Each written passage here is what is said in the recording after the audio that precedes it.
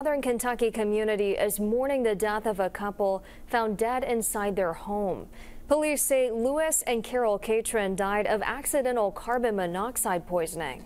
Lewis's brother Sam was a longtime sheriff of Pulaski County, was assassinated more than 20 years ago. But Lewis still had a connection to law enforcement.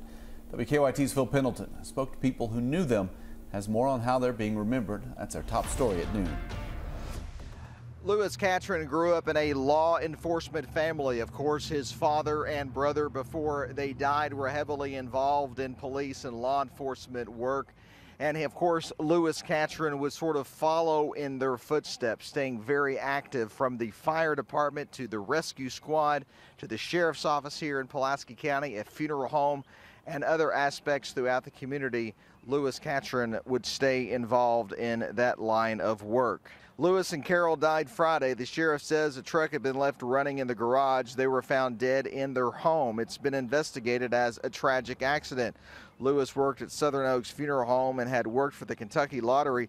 Still helped the local sheriff as a special deputy. Richard News says both Lewis and Carol were very active in their community and in their family. These people were just absolutely, they were just all American. I mean, they were involved with their church. They supported their church.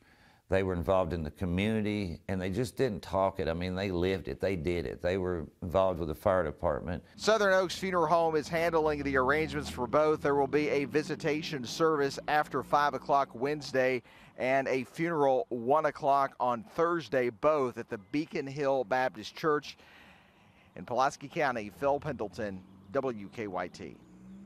Autopsies were performed on both. Results are not back yet, but officials say at this point everything is pointing to accidental deaths.